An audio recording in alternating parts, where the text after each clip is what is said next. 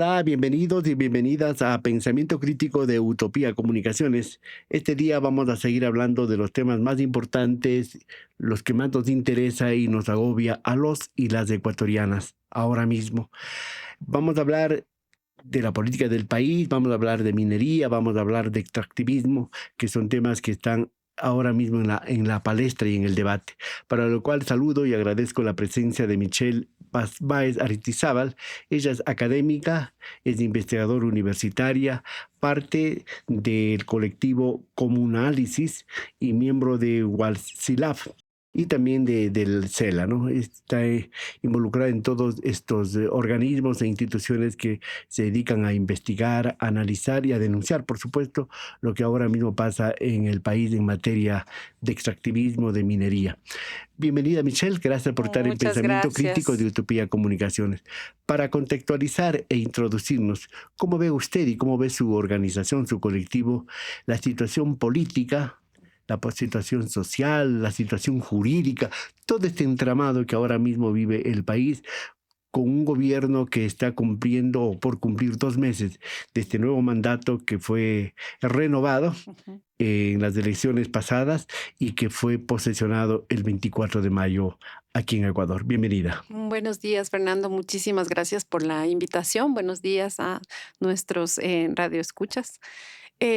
Para nosotros como colectivo, como análisis y como miembros del Frente Nacional Antiminero, es una preocupación muy grande lo que está sucediendo en el país en la actualidad. Vemos con grave preocupación el tema sobre todo de la criminalización de la protesta social. Hemos visto que ahora con las nuevas leyes, los nuevos cuerpos legales que han sido aprobados, es posible criminalizar y perseguir de manera sin fiscalización de organismos estatales y de organismos de derechos humanos a los defensores y defensoras de la naturaleza, por ejemplo. Nos encontramos además en un contexto mundial en donde la derecha está tomando muchísima fuerza. Vemos movimientos neofascistas alrededor del mundo, en Europa, vemos lo que está pasando en Estados Unidos y en América Latina vemos que no nos quedamos atrás lamentablemente en este aspecto. Estos movimientos, organizaciones y gobiernos de esta nueva derecha más extrema tienen algunos puntos en común y uno de los más importantes es justamente el recrudecimiento de los métodos de vigilancia y de control estatal hacia las poblaciones. También vemos la presencia de fuerzas armadas y fuerzas policiales en las calles a cargo de tareas que no les competían anteriormente. Y en el Ecuador, con estas últimas leyes que ha aprobado la Asamblea, pues se facilita la actuación de las Fuerzas Armadas y de la fuerza policial con mayor impunidad. Todo esto para nosotros es sumamente preocupante en un contexto en donde hay un aumento exponencial de los recursos naturales que sabemos muy bien se extraen sobre todo de las economías que están en los márgenes, como el Ecuador. Michelle, ¿en qué puede terminar todo esto si sigue esta ruta, si sigue esta línea de fuego, llamémosle, que tiene ahora mismo el gobierno? Tememos el fortalecimiento de un gobierno autoritario. Estamos viendo el debilitamiento de las instituciones democráticas. Estamos viendo que las leyes están permitiendo que estas instituciones democráticas sean pasadas por encima. Vemos que algunas instituciones y organismos, como por ejemplo el Consejo Nacional Electoral, están un poco al servicio de estos gobiernos de turno y sobre todo de las élites que están detrás de estos gobiernos. Creo que es importante mencionar, por ejemplo, que en el caso del Ecuador, como es de conocimiento público, hay intereses económicos muy fuertes dentro del gobierno. Tenemos, por ejemplo, el grupo Novis, que es del cual es parte la tía del presidente, que controla algunos de los sectores más importantes de la economía del Ecuador y está invirtiendo en ahora sectores como la minería a gran escala. Entonces, esta injerencia del sector privado, directamente en el gobierno, de sus intereses directamente en el gobierno y sobre todo en el ejecutivo, es peligrosa. porque las instituciones del Estado no permanecen neutrales a estos intereses. Vemos también que los organismos de fiscalización se están plegando a estos intereses económicos, dejan de tener control, sobre todo, por ejemplo, en aspectos de vulneración de derechos, y en un contexto como el actual, en donde la conflictividad en los territorios ha aumentado muchísimo, como decía hace un momento, por la extracción de los recursos, esto es muy grave, porque se produce mayor violación de los derechos humanos, de los derechos colectivos, de los derechos de la naturaleza. Un poco como que se está dando una psicosis colectiva de miedo y eso también un respaldo, no sé si por el miedo o no sé si tal vez alguna esperanza habrá de alguien que siguen apoyando y hay los números todavía altos en favor del gobierno y su proyecto. Bueno, no sabemos bien su proyecto, pero sí sabemos su agenda. Ujú. Sí, o sea, no podemos negar que hay un apoyo popular grande a estos gobiernos. El Ecuador es un caso más de estos gobiernos de los cuales estamos hablando, ¿no es cierto? De esta nueva derecha más extrema, ¿no? Más autoritaria. Y este apoyo popular responde, sí, por supuesto, a un contexto de miedo, a un contexto de escasez, a un contexto de crisis económica mundial, en donde las tasas de desempleo son sumamente altas y en donde la discursividad sobre los peligros, la criminalidad, etcétera, es utilizada para justamente justificar la intervención de estos organismos de control y militares en las calles. En nuestro caso, en el Ecuador, obviamente sabemos que existen estos grupos de crimen organizado, sabemos que están tomando control territorial muy fuerte y que están han tenido ya implicación directa en negocios como la llamada minería ilegal, por ejemplo. Sabemos que están a cargo de el narcotráfico, sobre todo en zonas de la costa, pero también en regiones de la Amazonía ecuatoriana. Entonces, claro, la existencia de estos grupos de crimen organizado genera miedo en la población y con toda la razón. El problema es que habría que investigar con mayor profundidad ¿qué vínculo existe entre esta economía del narcotráfico y esta economía de los grupos organizados, del grupo de crimen organizado y esta economía más institucional y en nuestro caso inclusive estatal? El problema es ese, hay que ver los vínculos, ¿no es cierto? Y por qué se permite con impunidad una serie de actividades ilegales que sabemos dónde están, sabemos que existen, el gobierno sabe muy bien dónde está y sin embargo no controla con toda la fuerza con la que controla más bien el derecho a la resistencia. En todo caso, para ir introduciéndonos ya los temas de experticia de nuestra invitada, frente a eso, frente a esta realidad, frente a este contexto, ¿qué va a hacer? ¿Qué van a hacer colectivos como el suyo y la sociedad civil, que se llama, los grupos organizados, los sectores populares? ¿Qué van a hacer o qué deberían hacer? Ujú. Lo que están haciendo las comunidades, los pueblos, las nacionalidades en los territorios es lo que han venido haciendo desde hace muchos años. Primeramente, defender la naturaleza, defender la producción de soberanía alimentaria, por ejemplo, la producción agrícola, defender la economía local. En los territorios del Ecuador, como usted sabe, existe una biodiversidad enorme, existen territorios sumamente ricos, existe producción agroecológica, producción que está reconocida internacionalmente, se exporta cacao orgánico, por ejemplo, se exportan productos básicos, alimentamos la economía campesina, alimenta el 80% de la población en el Ecuador. Entonces, lo que hacen estas poblaciones en los territorios es defender esas economías, ¿sí? Que están siendo justamente atacadas por una economía extractiva. En segundo lugar, están ejerciendo su derecho a la resistencia. Este derecho está amparado por la Constitución. Las poblaciones en los territorios y en las ciudades y en los barrios organizados, no hay que olvidar que tenemos el derecho a resistir cuando el Estado, cuando las mismas instituciones se vuelven en contra del interés común, del bien común, de la vida de las poblaciones. Entonces, lo que es necesario en este momento es fortalecer la organización, pero a nivel nacional. y fortalecer la organización entre los diversos sectores que estamos siendo afectados por estas políticas. Es muy importante comprender que esta avanzada del capital transnacional está muy bien articulada y que nos afecta a todos. Nos afecta en temas de vivienda, nos afecta en temas de acceso a recursos naturales, al agua, a servicios básicos, nos afecta en temas de acceso a la educación, nos afecta en temas de acceso a la salud. Y si miramos cada uno de estos sectores, vemos que estamos en una crisis muy grave, ¿no? ¿Y existe espacio y convicción para ese reagrupamiento y para ese reclamo, esa protesta? Creo que en este momento las organizaciones sociales se están dando cuenta de que es muy importante dialogar y rearticular. Hemos pasado por una serie de momentos de desarticulación, una serie de momentos de desencuentro, de tensión, y eso hay que decirlo, esto lo sabemos todos dentro de los movimientos sociales. Hemos sido debilitados. También las coyunturas electorales generan disputas al interior de los movimientos y las organizaciones sociales.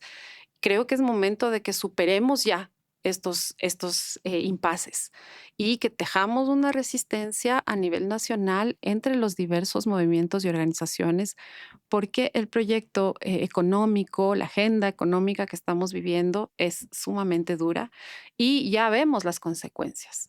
Por ejemplo, solamente para hablar de uno de los temas en donde estamos siendo seriamente afectados, en el tema de minería ya existen más de 200 criminalizados en el territorio. Y si estamos hablando solamente de este último periodo, de este último gobierno, ¿no?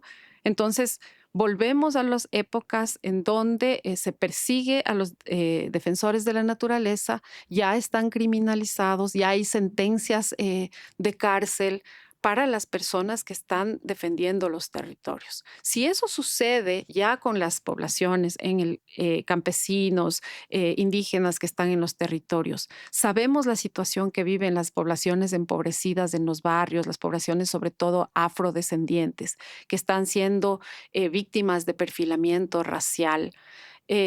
Vemos la situación que ocurre en el sector de la educación, de la salud, cómo los jóvenes ya no pueden acceder a una educación universitaria, cómo estamos en crisis en cuanto al tema del acceso a servicios básicos, diálisis, medicamentos. Creo que es importante entonces retejer esta resistencia. Y no va a ser fácil porque justamente con estas nuevas leyes, la criminalización y la persecución se vienen de una manera más fuerte. El tema o los temas de mayor fortaleza, llamémosle, y de experticia de Michelle Báez es la minería. Este gobierno y los gobiernos anteriores y los anteriores también están basando o han basado el asunto de la economía en el extractivismo, ¿sí? Ahora no es la excepción, ahora como que se está apuntalando más aquello y tenemos ahora mismo desde la posesión del nuevo periodo del señor Noboa la apertura de la reapertura del catastro minero y todo ese tipo de cosas. Yo no sé por qué no hacemos una contextualización rápida. Claro. ¿Cómo está la situación extractivista en nuestro país y qué proyección tiene ahora mismo? Ujú. Bueno, la situación de la avanzada extractiva en el Ecuador es sumamente grave. Hay que recordar que, como usted menciona, Fernando, se realizó la reapertura del catastro minero. ¿Qué significa esto? Significa que durante un buen tiempo este registro de concesiones de territorios en donde se permitía hacer la minería estuvo cerrado. Y ahora el gobierno, hace un poco más de un mes, acaba de reaperturar este registro de territorios para que los inversionistas puedan poner su dinero a invertir en actividades de extracción minera, ¿sí? ¿Cuál es el problema con esto? Uno diría, bueno que venga la inversión extranjera y que ocurra esta actividad minera. Hemos visto desde los años 90 que empezó la actividad minera en nuestro país y desde hace muchos años atrás la minería a nivel mundial, que la actividad minera, sobre todo la actividad megaminera a gran escala, minería metálica, es una actividad sumamente mortífera. ¿Mortífera en qué sentido? Con la actividad minera llega la conflictividad social, llega la separación de las comunidades, llega la contaminación de los ríos, llega la falta de acceso al agua, la falta de acceso a la tierra cultivable, llega el acaparamiento de las tierras por parte de las empresas mineras, llega la criminalización, la persecución de los defensores sociales, llega la masculinización del territorio. Cientos de trabajadores que llegan al territorio en busca de trabajo sin contención de sus familias. Los sectores mineros, la Cámara Minera, los gobiernos dicen, pues, la minería, en primera instancia el petróleo desde la década de los 70 y desde años de atrás, de décadas atrás, la minería, son el sostén económico del país. ¿Es cierto aquello? Lamentablemente, la economía minera no genera los ingresos que se esperaría en la misma magnitud que el petróleo. Pero vamos un poquito más al fondo. La economía del Ecuador es principalmente una economía que está dependiendo de una materia prima desde su configuración en tanto una república. Es decir, históricamente hemos dependido Mono, ¿no? exactamente de la explotación de un solo recurso. Y eso nos pone al vaivén del mercado mundial y de sus precios. Entonces, primero fue el cacao, luego fue el banano, luego fue el petróleo y ahora se quiere que también la minería sea el sustento de la economía.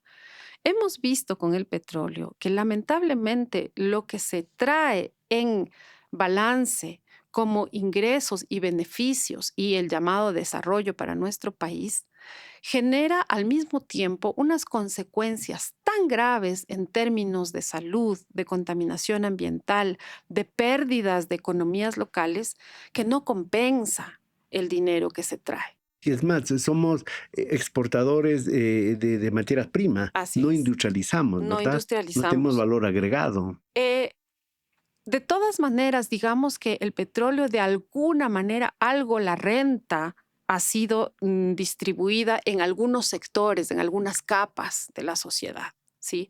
Sobre todo en las ciudades principales. Esto también ya es grave porque se concentra la riqueza en muy pocas manos. Pero lo que ocurre con la minería es que no genera unas economías, unos encadenamientos productivos. La minería lo que está haciendo es destruir toda la base económica posible en los territorios, es decir, otras economías son imposibles de la mano de la minería y al mismo tiempo estos capitales se fugan al exterior, dejando solamente un pequeño porcentaje para quienes se benefician, sí, del negocio minero. Es decir, un grupo pequeño de empresas, empresarios mineros, la Cámara de Minería y un poquito para el Estado. Lo que vemos en el territorio, lo que hemos visto en años de investigación y de estar allí con las comunidades y las poblaciones son consecuencias O devastadoras. sea que el grueso que produce la minería, por llamarla así Sí, muy comúnmente, se llevan los empresarios mineros, no quedan para los sectores comunitarios de las provincias donde se genera esa riqueza y tampoco se traduce en un aporte considerable para el presupuesto del Estado. así es. Y sobre todo los inversionistas extranjeros. ¿Cómo funciona esto? Las empresas extraen un material en bruto, ¿no es cierto? Igual que con el petróleo, no se produce aquí, no se genera una refinación del material, se lo exporta y para empezar, ¿cómo se mide esta cantidad de material de bruto que se está exportando? Está basada en la buena fe de la declaración de las empresas. Las empresas declaran y se cree en su buena fe, porque no tenemos la institucionalidad suficiente para controlar cuánto en verdad se produce y cuánto se Un exporta. poco al ojo. Un poco al ojo. Es decir, no hay una institucionalidad y una experticia suficientes como para conocer específicamente cuánto se está produciendo y cuánto se está exportando, para empezar. Entonces, confiar en la buena fe de lo que nos dicen las empresas que están exportando. Por allí ya empezamos con un serio problema. En segundo lugar, lo que decíamos, no se refina aquí el mineral, ¿no es cierto? Se exporta en bruto para ser refinado y nosotros nuevamente importamos los materiales que ya son procesados en otro lugar. Tercero, estas economías están muy al vaivén de los mercados internacionales y del consumo internacional. Este momento tenemos un boom del consumo de ciertos minerales, ¿no es cierto? El oro, el cobre, sobre todo, ¿verdad? Pero, ¿qué pasa cuando existen unas crisis y unas caídas del precio a nivel mundial? Nuevamente, nuestras exportaciones y los pocos ingresos que se quedan en el país caen porque están en función del vaivén de los precios internacionales. Entonces, no es una economía sólida. Tampoco es una economía que genere un ingreso permanente, estable para los territorios. Bueno, ahora estamos en un boom de los precios del oro y del cobre, ¿no? Ajá. Estamos en un boom. Y sin embargo, nuestra economía está en una crisis brutal. Hay otro elemento que siempre se habla, el asunto de la minería legal y la ilegal. Ujú. ¿Hay hilos muy amplios o muy finos entre lo uno y lo otro? Lo que estamos mirando es que estas dos actividades, primero, comparten territorios y comparten lógicas de coerción a las poblaciones. Por ejemplo, algunas de las empresas mineras que están instaladas en territorios dejan que las actividades de los mineros llamados ilegales operen en esas concesiones porque luego ellos venden estos minerales extraídos a las mismas empresas y luego a través de esas empresas se produce la comercialización del metal. Hablaríamos de una especie de lavado. Sí, exactamente. En segundo lugar, también hay un contubernio entre los intereses de estas llamadas minerías ilegales y la minería oficial legal, porque el control territorial se produce a través del amedrentamiento. Como las minerías estas ilegales tienen, digamos, a su servicio una serie de personas que se ocupan de controlar de manera coercitiva a la población, tanto para que entreguen una cierta cantidad de mineral todos los días, los que están trabajando en la minería, o para que cedan sus tierras a aquellas personas que todavía ocupan el territorio como campesinos y agricultores y no la quieren ceder, etcétera. Esta violencia que se instala en el territorio beneficia de cierta manera a la empresa que tiene la concesión, digamos, el Una control de... expulsión violenta. Exactamente. Y además hemos visto que los intereses económicos se comparten, es decir, hay mucho flujo entre económico, de flujo de capital entre una economía, la minería ilegal y la minería legal. La Esto minería, ocurre, perdón, solamente es en ciertos territorios específicamente, por ejemplo, como en la Merced de Buenos Aires, hemos visto eso en Imbabura, en Napo, por ejemplo, la empresa Terraer, de esta empresa china, hemos visto, hemos escuchado cómo sus personeros están visitando todo el tiempo a los pobladores quichuas indígenas y les presionan, les exigen que cedan sus tierras para la actividad minera, ¿no? Y esas tierras luego pasan a manos de la empresa, pero quien opera en estas tierras en primera instancia es la minería llamada ilegal. y aparte de utilizar, aprovecharse de esta riqueza que tiene el subsuelo, son las vetas, las minas de oro, de plata, de cobre, qué sé yo, también se aprovechan de otros recursos naturales como el agua, Gracias. como la energía, como el combustible, cómo mismo es, porque cuando a veces le escuche a los dirigentes de la Cámara de Minería, dice que no es cierto, que ellos se benefician de energía barata, del agua que la contaminan, del aire que la contaminan y de combustible. ¿Cómo mismo es? Bueno, con respecto a el tema este de los beneficios y los costos que trae la minería al Ecuador, nosotros como colectivo hemos sacado un estudio muy interesante elaborado por William Sacher, que es un investigador reconocido internacionalmente en estos temas, que es un estudio de costo-beneficio de la minería en el Ecuador. Y él ha hecho toda una serie de análisis de cómo en cada uno de los puntos en donde se supone trae la minería beneficios, solamente hablando desde el aspecto económico, no compensa estos ingresos con todos los daños y consecuencias que trae la actividad minera en nuestro país, en los territorios, en pérdida de economía, en pérdidas de recursos. Hablemos, por ejemplo, del tema este de la energía. Aquí tenemos unos datos sacados de ese estudio de William Sacher, ¿no es cierto? Un ejemplo, el proyecto minero Mirador, que está en el sur de la Amazonía ecuatoriana, en el límite Zamora-Chinchipe-Morona-Santiago, ¿no es cierto? Este proyecto pertenece a la empresa china CRC Tongling y produce hasta ahora, hasta el momento, 60,000 toneladas de material, procesa 60,000 toneladas de material diario, ¿sí? Por día. ¿Cuánto ocupa en electricidad este proyecto minero Mirador, el más avanzado hasta ahora en el Ecuador? Lo que ocupa 1.800.000 ecuatorianos. Es decir, en términos más o menos lo que equivale al consumo residencial de 1.800.000 ecuatorianos. Eso es lo que consume solamente el proyecto minero Mirador. O sea, y eso no estamos hablando todavía de la ampliación del proyecto, porque hay más, ¿no? Mirador Norte y otros que se van a construir. Solo en términos de energía consume eso Mirador, energía eléctrica, ¿no es cierto? Entonces, con su tarifa preferencial de pago anual, ¿sí? Pagan 47.3 millones de dólares, ¿sí? El ahorro anual por pagar con esta tarifa preferencial es de 31.9 millones de dólares. Eso es lo que se está ahorrando la empresa y lo que está perdiendo el Ecuador solamente con el consumo eléctrico del proyecto megaminero chino. Hablemos del proyecto megaminero sueco-canadiense, Lundin Gold. Ya. Este es un proyecto más pequeño, 3.500 toneladas de roca tratada por día, ¿sí?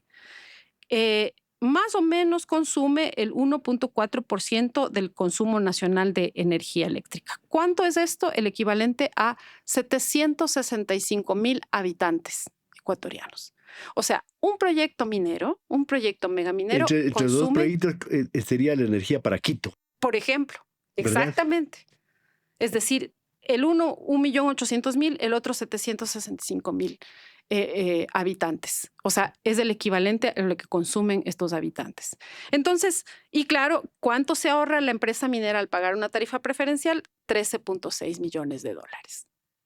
Y claro, frente a eso, o sea, las empresas dicen obviamente que no se benefician, que no consumen, pero por supuesto que se benefician. Durante todos los cortes de luz que tuvimos en los meses anteriores, que fueron gravísimos y pusieron en crisis a toda la economía ecuatoriana, las empresas mineras no pararon. Eso en cualquier idioma se llamaría subsidio, pues, ¿no? Así es.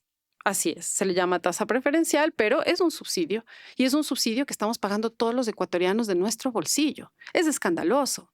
Entonces, la arquitectura financiera permite que estas empresas no paguen suficientes impuestos, no se les controle en términos de impactos socioambientales, que se les permita tener una serie de flexibilidades en términos de formas de inversión, en términos de salidas de capitales. Es decir, se ha diseñado desde los años 90 una estructura financiera que permite que estas entidades se beneficien sin generar unos ingresos sustanciosos para el Estado y peor para la población ecuatoriana. Pensamiento Crítico está conversando con Michelle Báez, experta en minería y en temas ambientales. Vamos avanzando. Ella nos ha dado dos ejemplos que con eso grafica y podemos ya hacer una proyección de lo que pasa con todo el sistema minero. El pasado fin de semana se aprobó ya esta ley urgente en materia económica que se llama protección de las áreas protegidas. Ustedes, desde el punto de vista de defensores de la naturaleza, de críticos del asunto minero, del extractivismo, ¿cómo ven? ¿Qué pasa con esa ley? ¿En qué beneficia al país? ¿En qué beneficia al medio ambiente? ¿O si se cumple aquello de que es para las áreas protegidas? ¿Y en qué beneficia a otros sectores? Es decir, ¿cuáles son las líneas rojas o cuáles son las letras chiquitas que hay en esa ley, Michelle? Bueno, lo que estamos viendo con esta nueva ley es que es una forma muy encubierta de privatización y mercantilización de la naturaleza. Nos preocupa muchísimo que esta nueva ley permite esta tercerización de la gestión de los recursos que le pertenecen a los ecuatorianos de estas áreas protegidas a capitales privados. ¿Sí? Y lo grave de esto es, por un lado, primero, que esta gestión que debería ser exclusiva del Estado en permanente participación y diálogo con las poblaciones que habitan allí, es que no hay la figura de la consulta en esta ley. No se permite que las poblaciones que viven en estos lugares sean consultadas sobre quién va a gestionar estas áreas Derecho protegidas. constitucional de Es un derecho consulta previa e constitucional. informada, ¿no? Exactamente. Y esto viola normativas nacionales e internacionales. Sabemos muy bien que este derecho a la consulta previa, libre e informada es reconocida por el convenio 669 de la OIT. Y esta normativa Y está fallada siendo varias veces por la Corte Constitucional. exactamente. Entonces, tenemos primero este peligro, ¿verdad? De que la gestión de los recursos pase a manos privadas. ¿Cuál es el problema? Uno diría, a ver, pero es que sí, tal vez más eficiencia. Lo que hay que comprender es que el rol de los capitales privados, su objetivo primordial es el lucro, es la acumulación, es generar ganancia, ¿sí? No es lo mismo que el rol del Estado o el rol de las instancias controladas por la población, que es el cuidado, la protección Y de el estas servicio. áreas y el servicio. Entonces, si un capital internacional viene a controlar y a gestionar estas áreas protegidas, lo que va a querer hacer es sacar un rédito, una rentabilidad de estos espacios. Y para variar con la custodia y el respaldo de militares y policías, ¿no? Exactamente, justamente a eso iba, ¿no es cierto? Al abrirse esta puerta, esta posibilidad de que estas entidades privadas gestionen estas áreas protegidas, lo que se abre paso es también a la especulación de los servicios ambientales que estas áreas protegidas ofrecen. Es decir, entrar con más fuerza en esto que se llaman los mercados de carbono, los mecanismos de estos mal llamados de desarrollo limpio, que es decir, son mecanismos especulativos que juegan en la bolsa de valores, en las bolsas de valores a nivel internacional, generando unas ganancias ingentes para estos actores transnacionales solamente a través de la especulación, pero asegurando el control territorial. ¿Y cómo se asegura el control territorial de estas áreas protegidas? A través de la presencia de Militarizar. militares y Vamos fuerza terminando, nos policial. falta tiempo, pero ya que Michelle, mi invitada, habló de la protección, de todo lo demás, ¿qué piensan así brevemente de varios gobiernos? Y ahora recién el señor Noboa en su viaje que hizo el último periplo en Italia firmó un canje de deuda Ujú, para proteger la naturaleza. De eso se hizo con Guillermo Lazo para ujú, Galápagos ujú. y con una propaganda abismal. ¿Qué mismo es y en qué ha terminado aquello? Justamente, es decir, es ver a la naturaleza como una mercancía, ¿no es cierto? Se objetiviza, se toma a la naturaleza como algo que se puede comprar y vender. Nuevamente, sin el consentimiento de quienes están habitando en esos territorios, pero además se generan unos procesos especulativos a través de los cuales los intereses transnacionales pueden tomar decisiones fundamentales en esos territorios. Por ejemplo, una tala de bosques, control y privatización y cercamiento de ríos, lagunas, ojos de agua, acceso a tierras, circulación libre o no libre de las poblaciones que habitan allí por ciertos territorios, actividades económicas como la misma minería o actividades extractivas en esos espacios. Eso genera en los territorios unas consecuencias graves, ya lo sabemos, a nivel socioambiental, pero a nivel económico además permite que estas élites que poseen estas acciones en estos commodities, en esta mercantilización de la naturaleza, tengan este lucro y se vaya generando aún más una acumulación de riqueza a costa de nuestro patrimonio. Se pierde soberanía, se pierde capacidad de decisión estatal, se limita la presencia y la posibilidad de fiscalización por parte de las instituciones del Estado. Entonces, es muy grave lo que está ocurriendo ahí en términos de privatización. Y se pierde la vida en muchos casos, ¿verdad? Claro, Bueno, o sea que tiene sentido llamarle a esta ley la ley que le han dado en llamar Balbonese, la ley Balbonesi. Balbonese o la ley Oloncito. Claro, por supuesto. ¿Qué es lo que se quería con estos territorios en Olón?